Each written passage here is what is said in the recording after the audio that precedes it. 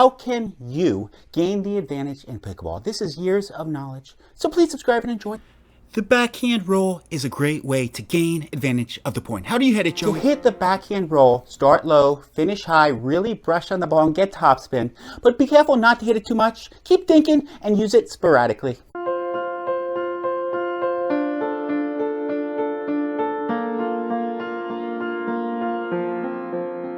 How do you hit the forehand flick? Basically, serve it at the opponent's right hip or right shoulder for a right-handed player at 60%, not harder than that. Look to put the next ball at that feet and move them back. David Nell is a 5-0, hits this shot perfectly. 60% next shot at his opponent's feet. If you hit it too hard, it's going to come back too hard at you, and you're going to be sad.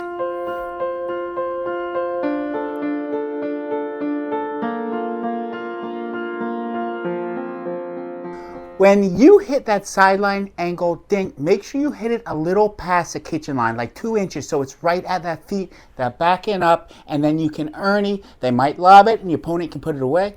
If you hit it 2 inches past the kitchen line, it puts your opponents in a very awkward position. They might lob it. If you hit it to that backhand on the other side, it's a great time to Ernie. So really watch your opponent and see what you can do.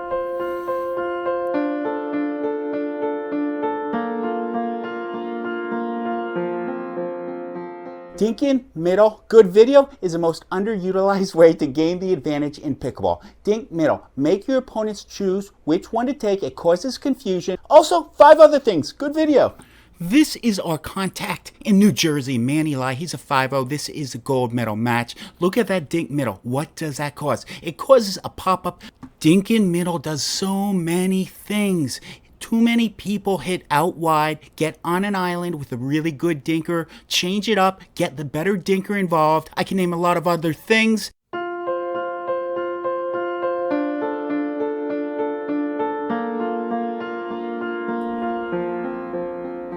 When you are trying to hit your opponent, what should you be thinking? You're going to hit your opponent in the chest, right? So if you're going to hit your opponent, know what you're doing.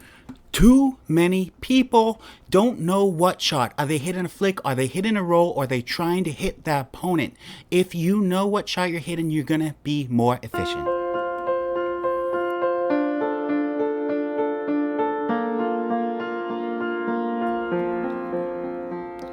If you hit a good forehand cross-court dink, it's going to hit where the sideline meets the kitchen, and it's going to set up your opponent for an Ernie. This is exactly what happened with Ben and his brother. I believe everyone knows them.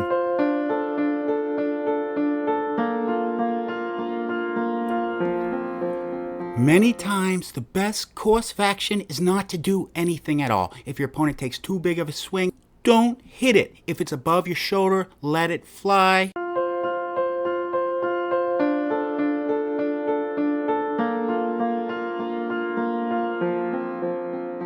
When you're on the backhand middle side and your partner somewhat pops it up, guess middle with that backhand because it's really quick and lots of times you can counter attack and it works.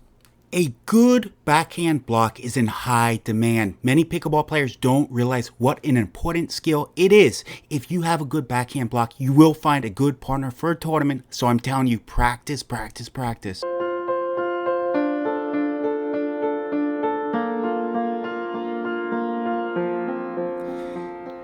A flip down the middle is extremely effective. Hit this shot at 50%, 60% speed. This is a different shot. Mark hit this like 3 times in this game when I was breaking it down. He is a very good player, plays senior pro. He wears that red shirt most of the time. I think he washes it.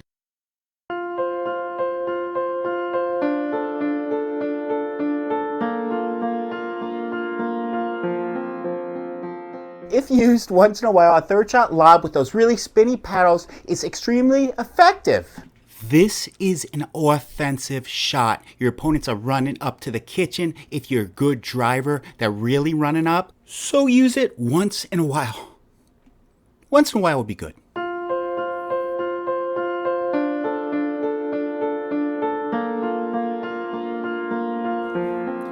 If you hit a really good reset, it's going to have some downward spin or top spin. So don't stay back. Try to get to the kitchen, surprise your opponents just like Christian does. He plays some pro.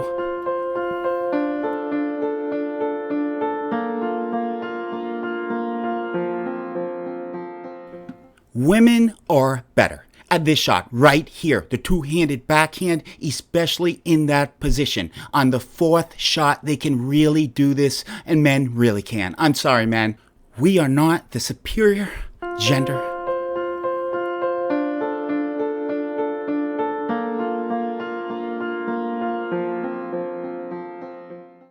You down with ATP? Yeah, you know me. That's Riley Newman. And if your opponents give you an angle, keep in mind you can go around the post.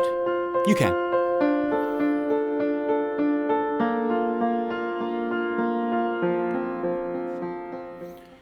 How do you set up an Ernie like this? Hit it directly in front of you at the opponent's sideline and then jump like Riley Newman. I would recommend a lot of squats.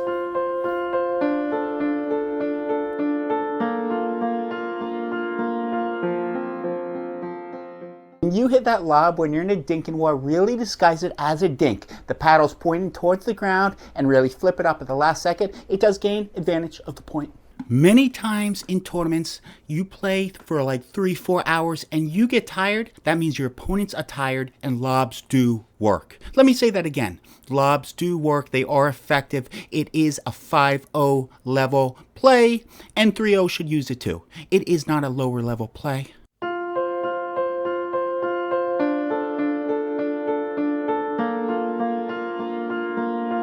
The fourth shot, drop shot, is the most effective shot against bangers. They're hitting the ball really hard and we're putting it right in the kitchen so they can't really hit the next ball hard, and it makes them go into a dinking war.